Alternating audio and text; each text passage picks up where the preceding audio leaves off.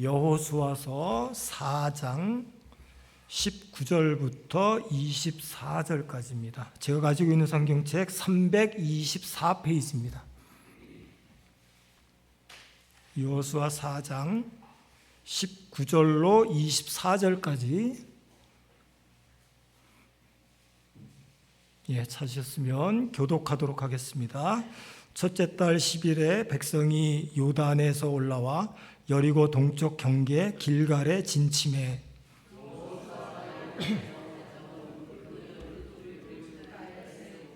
이스라엘 자손들에게 말하여 이르되 후일에 너희의 자손들이 그들의 아버지에게 묻기를 이 돌들은 무슨 뜻이니까 하거든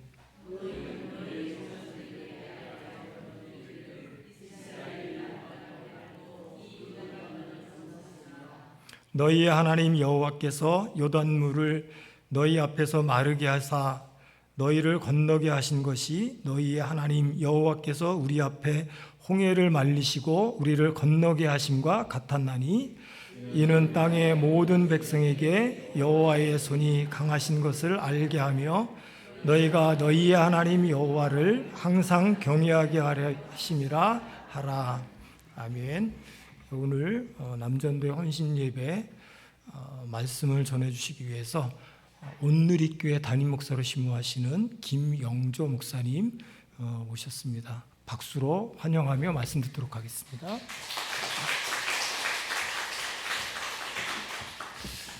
반갑습니다.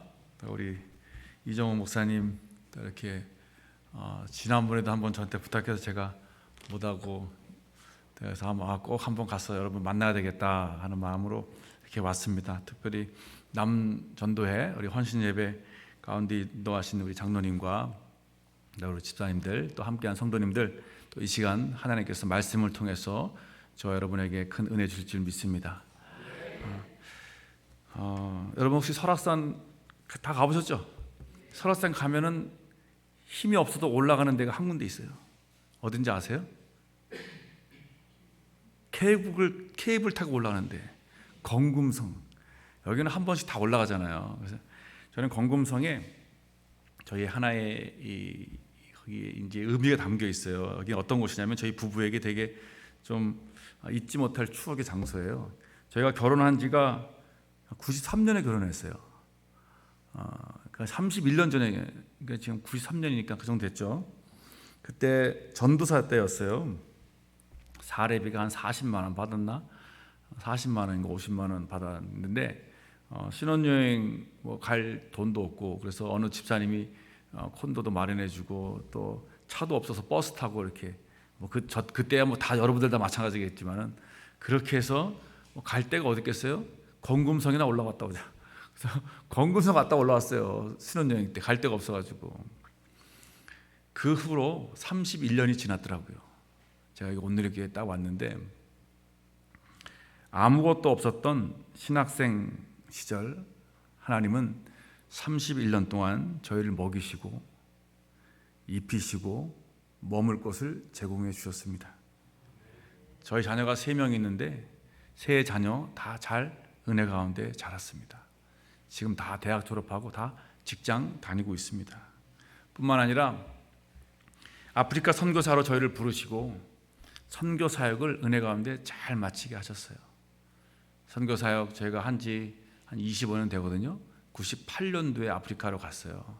그리고 25년 잘 마치고 선교 사역 우리 후임 선교사한테 잘 마무리하고 그 남아있는 선교사들하고 또 저희가 잠깐 한인교회에 섰는데 성도들에게 환송을 받으면서 나오게 되었습니다. 지난 날을 회상하면서 하나님의 은혜에 감사하는 마음으로 건금성에 지난 여름에 올라갔다 왔어요. 여름에 가는 날이 장날이라고 비가 엄청 왔거든요. 비가 가지고 못 올라가는 상황이었는데 비가 그 밑에 그 케이블카 타는 데서 그냥 기다렸다가 비가 그치고 다시 올라갔다 내려왔습니다. 여러분 건금성은 여러분도 갖고 있는 건금성에 대한 추억과 제가 가지고 있는 추억은 다릅니다. 건금성이 있는 이상 저는 영원히 하나님의 은혜를 잊지 않을 것 같아요. 내가 그렇게 힘들었을 때 신혼여행 아무것도 없을 때 신혼여행 왔는데 하나님께서 이렇게 여기까지 우리를 인도하셨구나. 너무 감사한 거예요. 저는 저의 삶에 25년의 선교 사역을 하면서 많은 하나님의 이야기들이 있습니다. 하나님께서 나와 함께 했던 스토리들이 있습니다. 선교사로 부르실 때의 과정, 하나님께서 어떻게 나를 선교사로 부르셨는지, 첫 선교지로 부르신 과정, 파송교회를 만나게 하는 과정, 또 세네갈로 가게 된 과정, 거기서 종족 사역을 하게 된 과정, 하나님께서 사역을 할 때 우리 또 저희가 이제 보건소 건축 사역도 했는데 보건소를 짓게 되고 후에는 청소년 센터를 짓게 되는 이 모든 과정, 이 안에 다 하나님의 스토리가 담겨져 있어요. 이 이야기를 진짜 못해요. 날 잡아서 제가 또 며칠 또 와야 되겠지만, 하나님께서 세네갈에 있는 저희를 부르셔서 온누리교회에 오게 하신 것도 하나님의 스토리예요. 제가 온누리교회에 오려고 생각한 게 아니고요. 저는 거기에 세네갈에서 사역하고 있다가 세네갈의 한인교회 목사님이 갑자기 소천하시는 바람에 세네갈에 있는 선교사님들 중에서 우리 담임 목사님을 구하자 그래가지고요, 제가 여기 오기 2년 전에 저를 담임 목사로 청빙했어요. 여러 선교사님 있는 중에서 열심히 사역하고 있는데 온누리교회에서 갑자기 들어오라 그래가지고 들어오게 된 거예요. 이 모든 과정의 이 이야기들을 보면은요, 모든 순간순간마다 하나님의 이야기가 있어요. 삶에 하나님이 개입하셨고 인도하셨고 은혜를 베푸셨던 하나님의 간증이 있습니다. 하나님의 스토리가 순간순간마다 있어요. 자녀들도 이런 모습들을 같이 봤어요. 옆에서 선교도 있으면서. 예를 들면 저희 이제 세네갈에 선교사 자녀 학교가 있어요. 근데 거기 학교가 무료가 아닙니다. 왜냐하면 사립이기 때문에 선교사 자녀 학교 자체적으로 운영하기 때문에 재정이 필요하잖아요. 그래서 학비를 내요. 학비가 조금 한국에는 공짜지만 거긴 좀 학비를 내거든요. 아이들 3명을 학교 보낼 때 학비가 없을 때 저희는 어떻게 하냐면 아이들한테 얘기를 해요. 학비가 없다.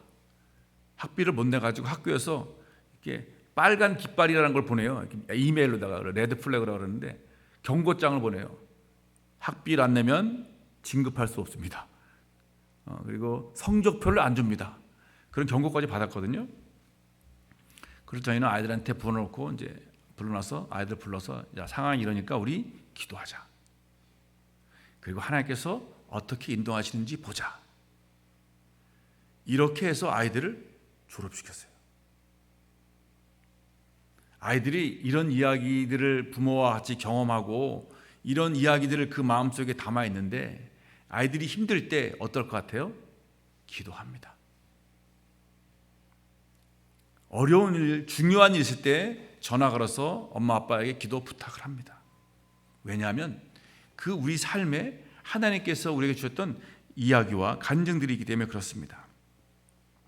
저는 하나님께서 저와 함께 했던 이 이야기들, 이 스토리를 통해서 하나님이 어떤 분이신지 아이들에게 설명을 하고 전혀 예상하지 못했던 사람을 만나게 하셔서 아이들의 길이 열리는 경우도 있었어요. 저희 둘째가 미국에 갔거든요. 미국에 아는 사람이 한 명도 없었어요. 친척도 없었어요. 아는 성도도 없었어요. 그런데 기가 막히게 하나님께서 저희에게 미국을 인도하셨고 거기서 어떤 성도를 만나게 하신 거예요. 이 성도를 만나게 하는 과정은 어떻게 되냐면 세네갈부터 시작돼요. 예를 들면 세네갈에 종족 사역하고 있을 때 미국에서 어떤 팀이 단기 선교 왔어요. 저한테 온 게 아니고 우리 같이 일하는 팀 캐나다 선교사한테 왔는데 갑자기 캐나다 선교사가 뭐라 그러냐면 이 팀에 중국 사람이 있다는 거예요. 그러니까 우리 보고 중국 사람을 만나보라는 거예요. 중국 사람하고 한국 사람하고 언어가 같은 줄 알아요. 얘네들은. 야 우리야 중국말 못한다 우리. 알았다 일단 만난다고 해서 만났어요. 만나보니까 누구였냐면 1.5세 한국인이었어요.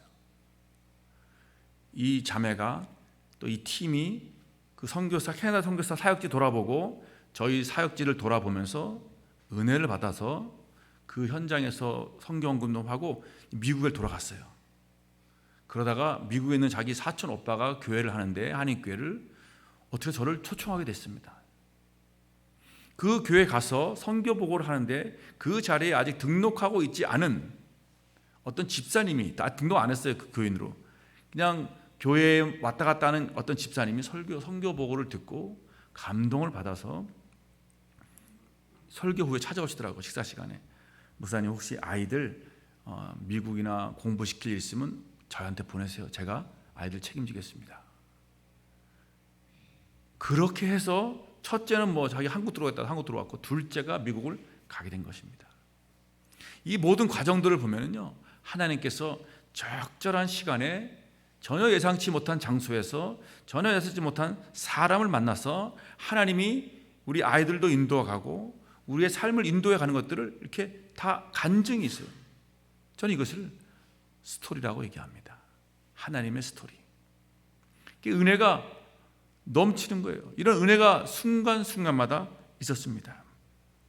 저는 지금도 제 삶이 하나님의 스토리로 가득 차길 소망합니다. 제가 할아버지가 되면 이 하나님의 이야기를, 이 스토리를 저는 제 손자, 손녀에게 들려주고 싶어요.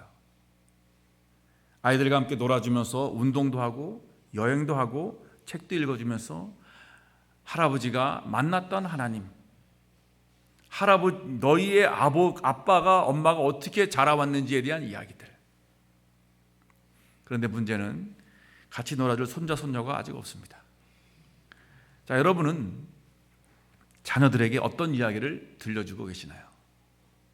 여러분의 가정에서 자녀들에게 하나님의 이야기를 들려주고 계시나요? 하나님께서 아빠를, 엄마를 이렇게 인도하셨어. 정말 이럴 때, 힘들고 어려울 때 엄마가 이렇게 했으니까 하나님께서 이렇게 인도해 주셨어. 그 은혜로 너희가 지금 살아가고 있는 거야.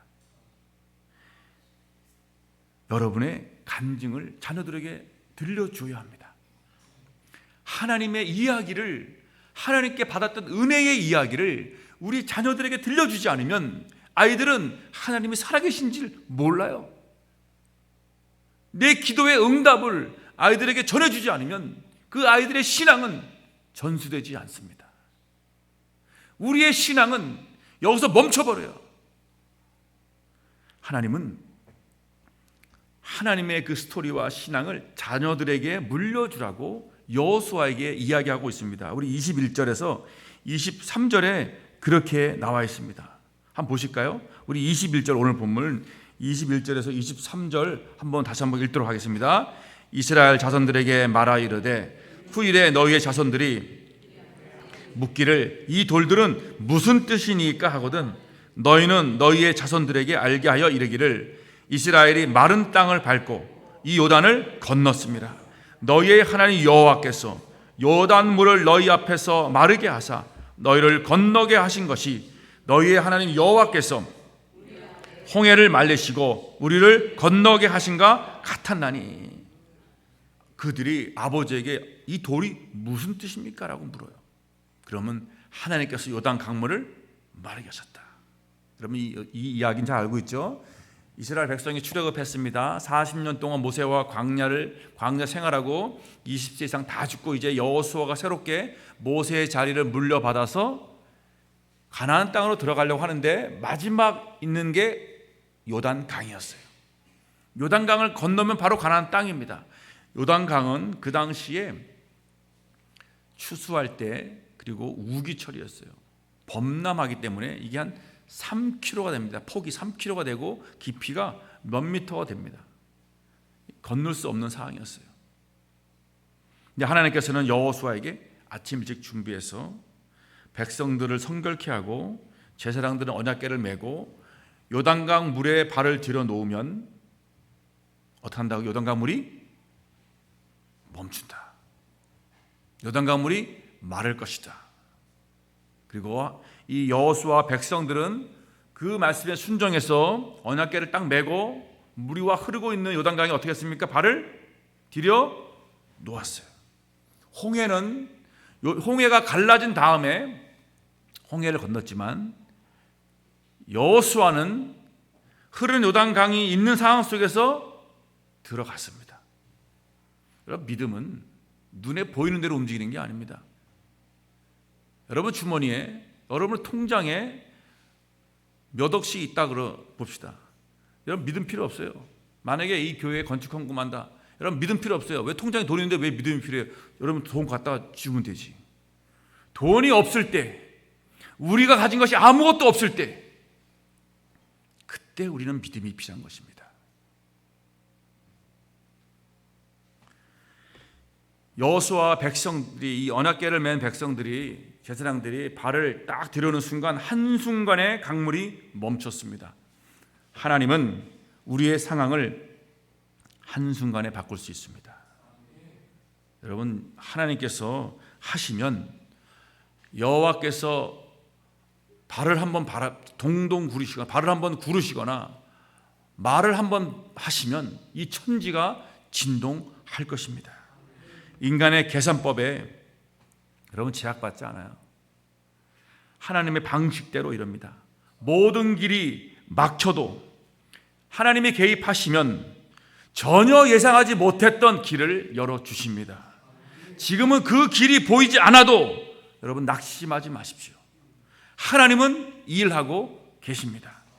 우리가 할 일은 우리에게 주어진 이 작은 일, 내 직분들, 남전도회, 여전도회, 내게 주어진 일들을 신실히 감당하면서 거룩하고 성결한 마음으로 하나님에 대한 확고한 믿음과 전적인 신뢰함을 갖고 간구하는 것입니다. 그러면 하나님께서 어떻게 하신다고요?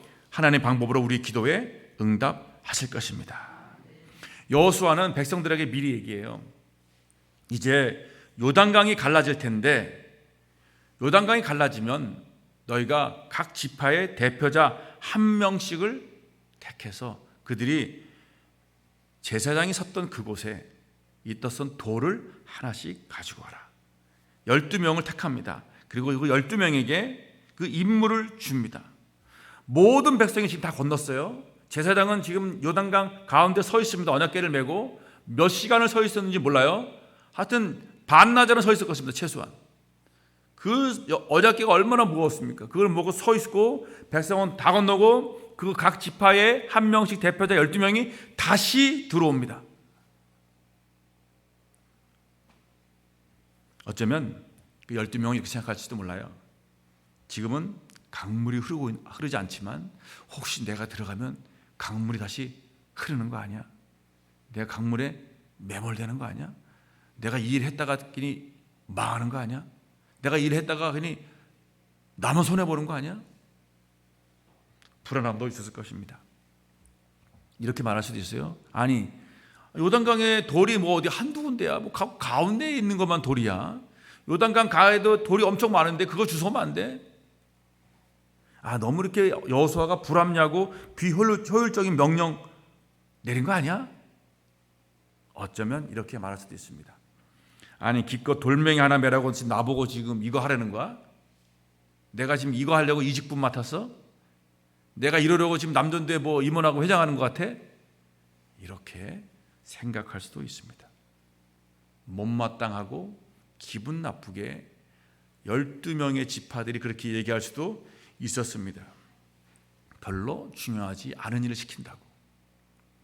그런데 12명의 이 피택자들은, 일꾼들은 아무 소리 안 하고 여호수아가 시키는 대로 강 한가운데 들어가서 언약궤 밑에 있는 돌을 하나씩 메고 어깨에 메고 나왔습니다. 여러분, 이것이 순종입니다. 순종은 내 생각에 맞아서 하는 게 아니고, 순종은 합리적일 때 하는 게 아니고, 순종은 일의 큼과 작음이 아니고, 하나님께서 내게 주신 직분, 그 일이 무엇이건 간에 하나라도 성실하게 아멘으로 감당하는 것입니다. 여러분, 이것이 순종이에요. 제가 오늘 교회에 2001년도에 선교 목사로 잠깐 있으면서 파트타임으로 대학부를 맡았어요. 대학부를 맡았는데 그때 우리 오늘의 교회에서 이제 큰 노예 행사가 있었어요. 행사 있었는데 저희 옛날에 혹시 후평동 온누리교회 기억하시는지 모르겠습니다. 후평동 온누리교회 정신없고 아주 그냥 지저분했거든요. 가장 지저분한 데가 화장실이에요. 냄새나고 옛날에 그 노랗게 깨어있고 냄새나고 그냥 계단 올라가는데 냄새났어요. 그때 목사님이 김창호 목사님이 저한테 뭐라 그랬냐면 저희 부부에게 화장실 청소하라고. 양복 다 입고 있는데 지금 노예하고 외부 손님 다 오고 있는데 화장실 지저분하니까 화장실 청소하라고. 어떻게 하겠습니까 여러분? 팔 걷어붙이고 빡빡 닦았죠. 냄새 깔끔하게 다 없애고 그냥 깔끔하게. 순종은 내가 원하는 거 하는 거 아닙니다. 그건 순종 아니에요. 순종을 누구나가 할 수 있는 건 순종이 아닙니다. 교회가 부흥하고 하나 되기 위해서 가장 중요한 게 뭐냐면 특히 남성들 남전도회의 순종이라고 저는 생각합니다.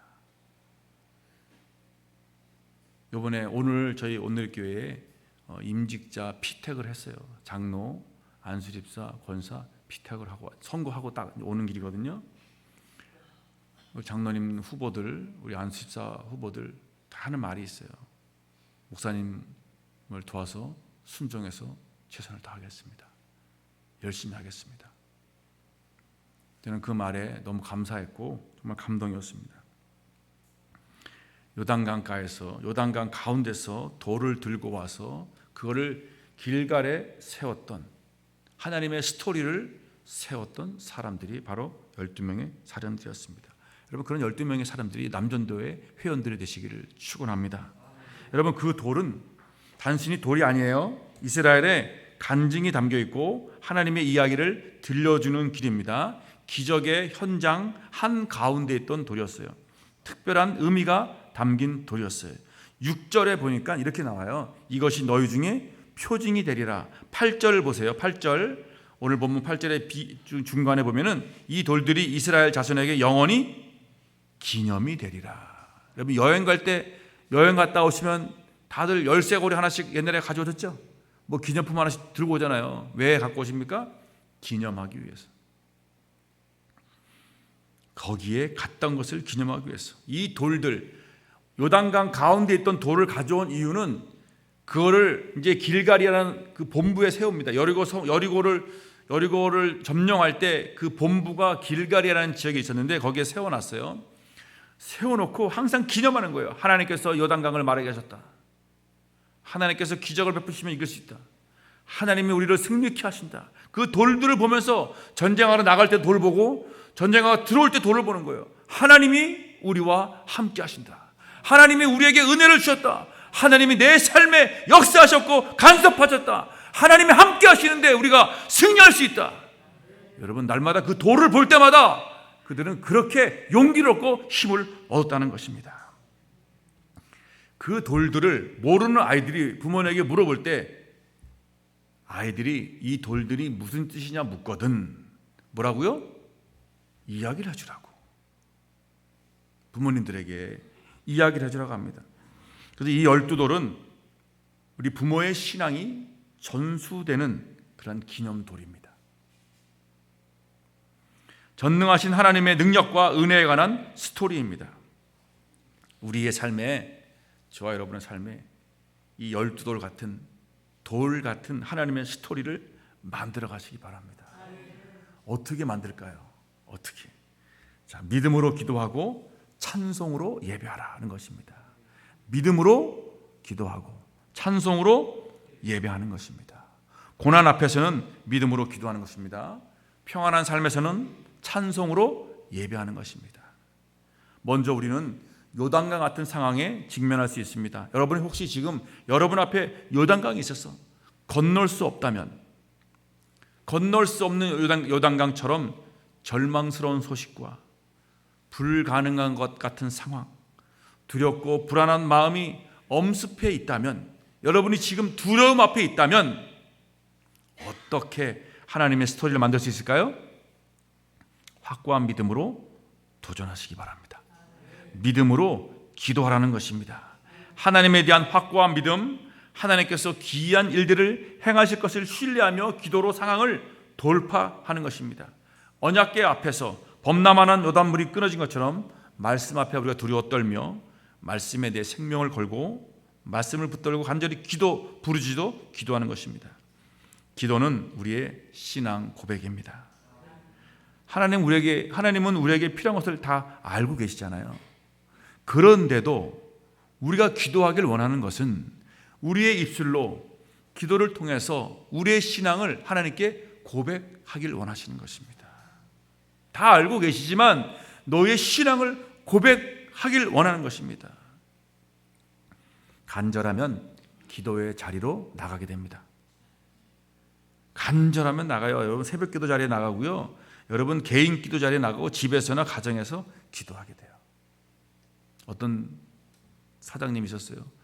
세네갈에 사업하다가 완전히 망했습니다. 술과 도박에 같은 게 다 날려버렸어요. 완전히. 그래서 어느 목사님이 돈을 빌려주셨거든요. 한 6억 정도. 다시 일어서서 정신 차리고 정신을 하는데 이거 망하면 자기의 가족들 다 망하지 않습니까? 먹고 살 거 아무것도 없어요. 어떻게 했을 것 같아요?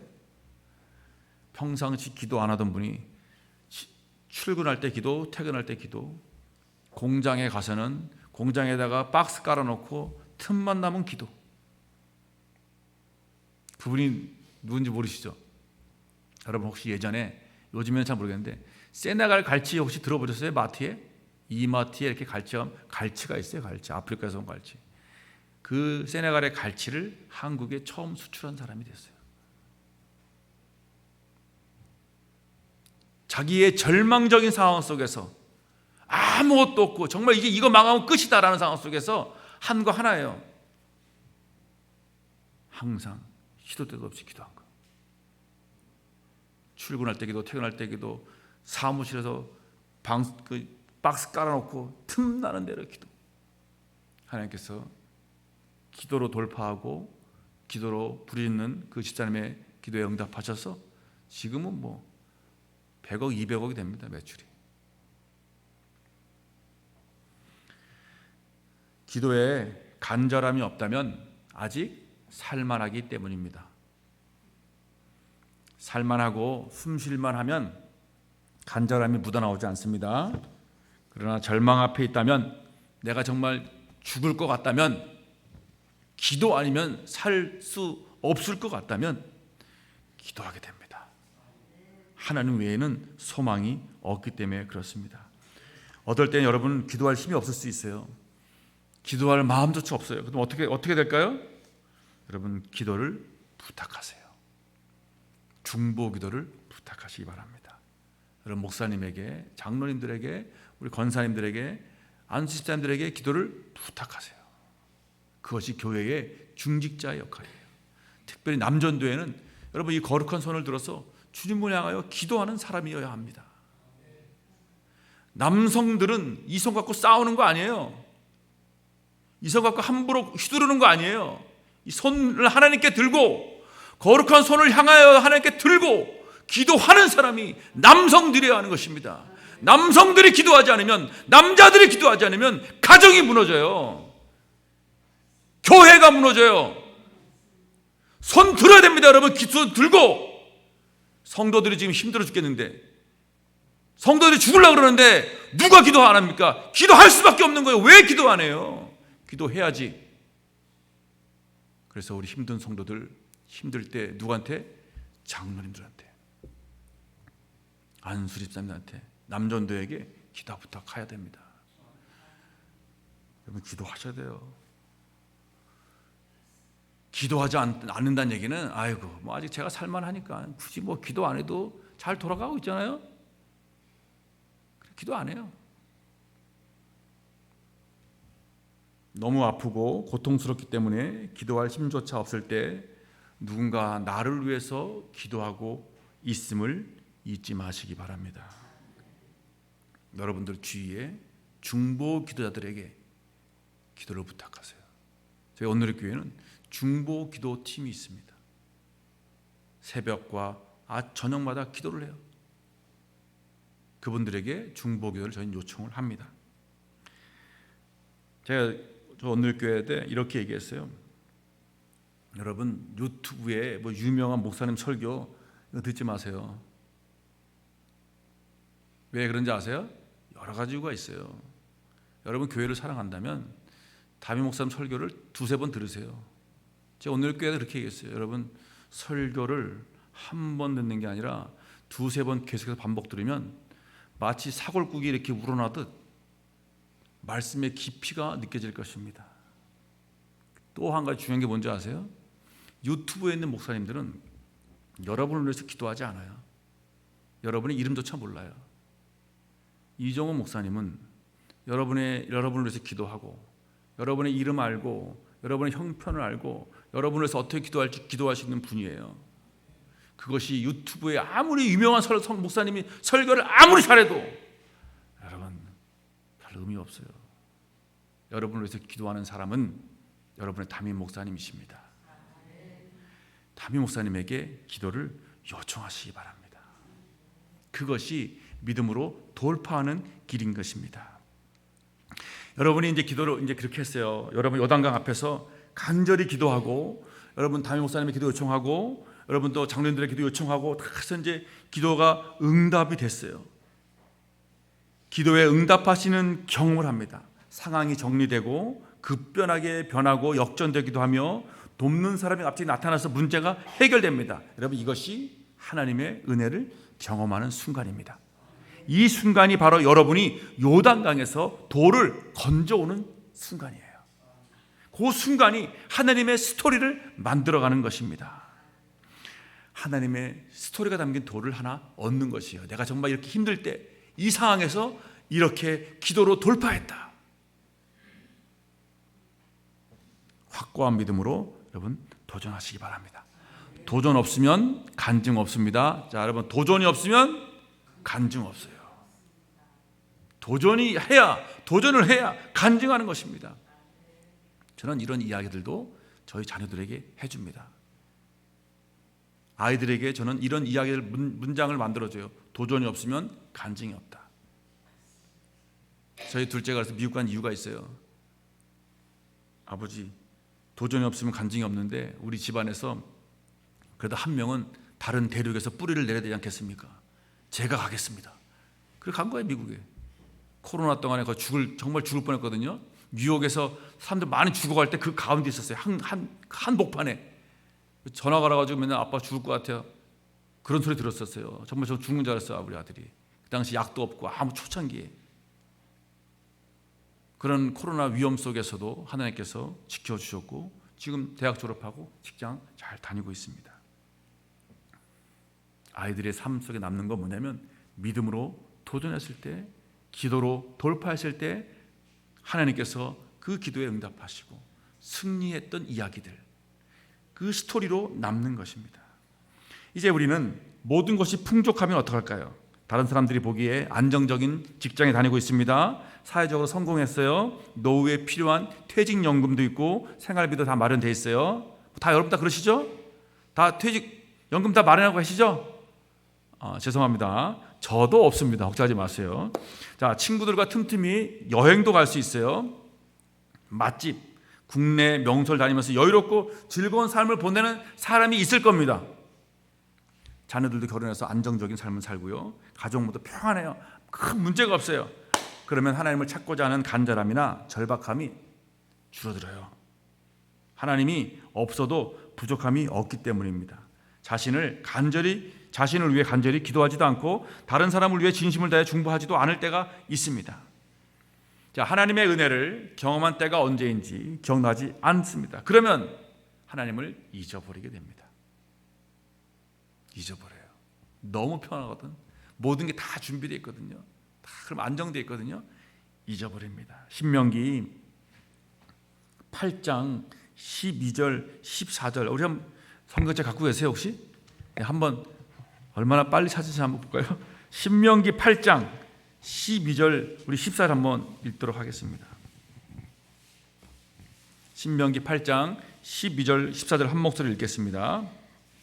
내가 먹어서 배부르고 아름다운 집을 짓고 거주하게 되며 또 내 소와 양이 번성하며 내 은금이 증식되며 내 소유가 다 풍부하게 될 때에 내 마음이 교만하여 내 하나님 여호와를 잊어버릴까 염려하느라. 그러니까 가나안 땅에 들어가서 먹어서 배부르고 아름다운 집을 짓고 은금이 증식되고, 지금 말하면 그냥 돈 많이 벌었다는 얘기예요. 노후연금까지 다, 노후에 살 거 다 준비됐다 이거예요. 아주 편안하게 다, 모든 게 다 잘 준비되어 있어요. 그때 여호와를 잊어버릴까 염려한다는 것이에요. 그러면서 하나님께서는 우리에게 이렇게 말씀하십니다. 우리 아까 신명기 8장 찾으셨죠? 우리가 풍요롭고 평안할 때 어떻게 하라고 하시냐면요, 신명기 8장 10절 한번 보세요. 자, 우리 한번 10절 다 같이 읽습니다. 시작. 내가 먹어서 배부르고 내 하나님 여호와께서 옥토를 내게 주셨으므로 말미암아 그를 찬송하라. 자, 어떡하라고요? 찬송하면 되는 거예요. 여러분, 돈 많은 거 죄 아니에요. 잘 사는 거 죄 아니에요. 잘 먹는 거 죄 아니에요. 풍요롭고 사는 거 죄 아닙니다. 여러분, 좋은 자동차 타는 거 괜찮아요. 그런데 어떻게 하라고요? 하나님을 찬송하는 걸 잊지 말라고. 찬송하고 예배하는 걸 잊지 말라고요. 너무 좋은 차 타고 다녀가서 차 타고 다니다가 주일날 빼먹고, 주일날 안 나오고, 예배 안 나오고 이러지 말라는 거예요. 내 삶이 풍요로울 때 간절함은 없을지라도 하나님을 찬양하고, 내게 옥토를 주신 감사, 금은 보화를 주신 감사, 좋은 집을 주신 것 감사, 찬양과 예배를 소홀히 하면 하나님을 잊어버리게 되기 때문에 그렇습니다.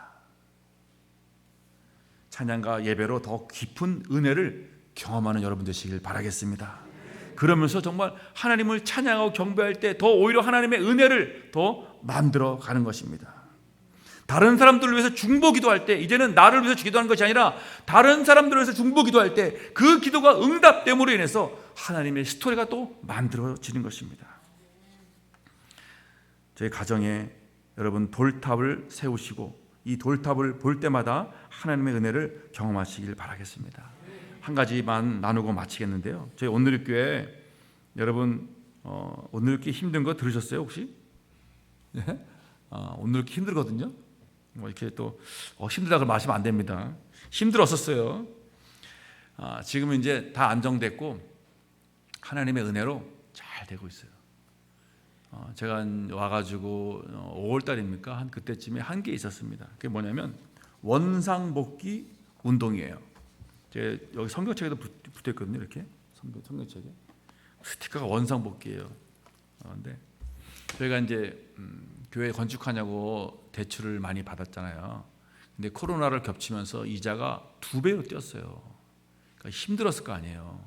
그러니까 힘들었는데, 힘드니까 성도들도 지금 경제적으로 다 힘들고 어려운 상황에 놓여 있습니다. 하나님께서 저희 기도하는 가운데 이 원상복귀 프로젝트를 주셨어요. 성도들에게 우리 이제 원금 상환합시다. 그게 원상복귀예요. 원금을 상환하오니 우리를 축복하고 존귀케 하소서. 이게 원상복귀의 준말이에요. 하나님께서 그런 마음을 주셔서 저에게 제가 만들었어요. 이 원상복귀를 통해서 지금 어떤 걸 하고 있냐면은 그 집에서 이제 재활용 폐품 가지고 와가지고 모아다가 팔아요. 그러면 이제 우리 철물점 하는 장로님이 그거 가지고 팔고 거기 나온 수익금이 뭐 10만 원, 20만 원, 몇십만 원 돼도 다 그걸 이제 원상복귀 헌금에 집어넣고, 또 이제 요즘에는 뭘 하냐면 우리 여전도회를 중심으로 이제 누리마켓을 운영해요. 중고 마켓이거든요. 집에서 좀 쓸만한 거, 버리긴 아까운 거 교회 갖고 오면 그걸 이제 잘 마련해서 누리마켓을 하나 방을 크게 만들어놨습니다. 여러분 시간 되시면 오늘 이렇게 한번 놀러 오세요.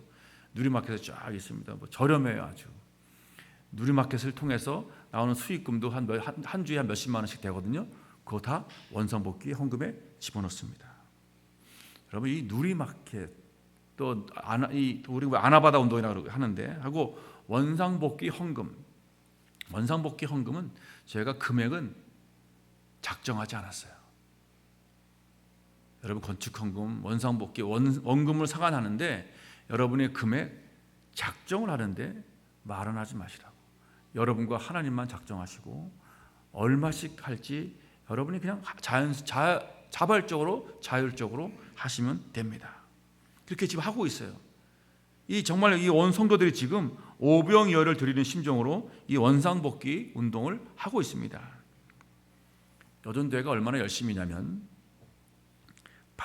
여전대 다 일합니다. 일하고 자녀들 키우고 또 교회 봉사하는데, 그럼 저희가 금요일 날 금요 돌파 기도회라는 게 있어요. 8시 반부터 한 10시 반까지 하는데, 금요 돌파회가 끝난 후에 밤 11시가 넘었는데도 집에 가지 않고 딸과 함께 누리막 때 옷 정리하고 있는 모습을 봐요. 그 다음 토요일 날도 또 아침에 또 나와서 또 정리해요.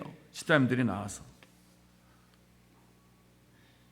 저희는 지금 이 원상복귀라는 단어를 보면은 지금은 이제 이렇게 우리가 정말 이렇게 힘들지만은 5년, 10년 후에 모든 것이 원상복귀되고 하나님의 은혜로 이 교회가 또 이제 부흥하고, 그렇게 되면은 어느 날 길거리에 가다가 아니면 책을 읽다가 원상복귀라는 단어를 딱 보는 순간 뭐가 떠오를까요? 다 떠올라요. 다 떠오르는 거예요. 엄마랑 같이 누리마켓 정리했던 것도 떠오르고, 함께 기도했던 것도 떠오르고, 힘들지만은 폐품 주워다가 판 것도 떠오르고, 돈 저녁해서 헌금한 것도 떠오르고, 원상복귀라는 이 단어 딱 한마디에 그 모든 5년 10년의 과거가 쫙 떠오르는 겁니다. 여러분, 이것이 하나님을 기념하는 스토리가 되는 겁니다. 저는 바로 이 하나님의 스토리를 지금 저희 교회가 만들어 가고 있습니다. 하나님의 스토리는 헌신과 찬송과 감사 없이는 만들어지지 않습니다. 저희 세네갈에 있는 저희 후임 선교사가 온 적이 있어요. 온누리교회 와서 선교 보고를 하고 원상복귀 이야기를 듣고 갔어요. 그러면서 그 선교사님이 어떤 감동을 받았냐면, 하나님 나도 원상복귀 헌금하고 싶습니다라는 감동을 했어요.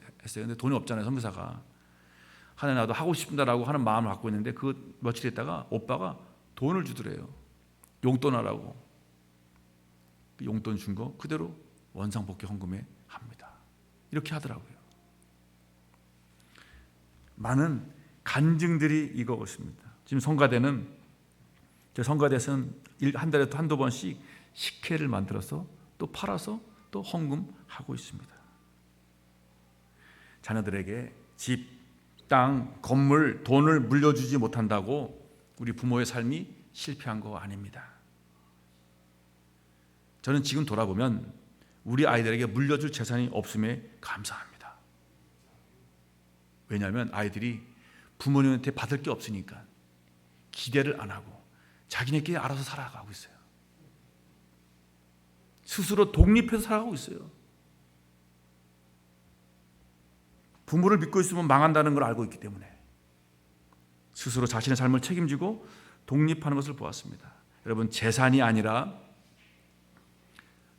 들려줄 하나님의 스토리가 없을 때 부모의 신앙 교육은 실패한 것이라 할 수 있습니다. 내가 우리 가정에 자녀들에게 내가 만난 하나님, 내가 은혜 받았던 하나님의 이야기를 들려주지 못한다면 그것이야말로 참 불쌍하고 허무한 것입니다. 우리 남전도에 이렇게 헌신 예배를 드리는데, 남전도에 특히 여러분 가정 아닙니까? 가장, 집에서 가장 하나님의 이야기를 만들어가는 중심체가 가장이어야 합니다. 남성이어야 합니다. 교회에서도 하나님의 스토리, 이 북춘천 교회 여기 하나님의 놀라운 은혜들이 있었잖아요.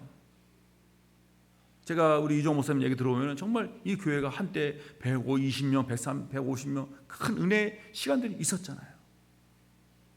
하나님 다시 우리 부흥을 꿈꾸게 하여 주시옵소서.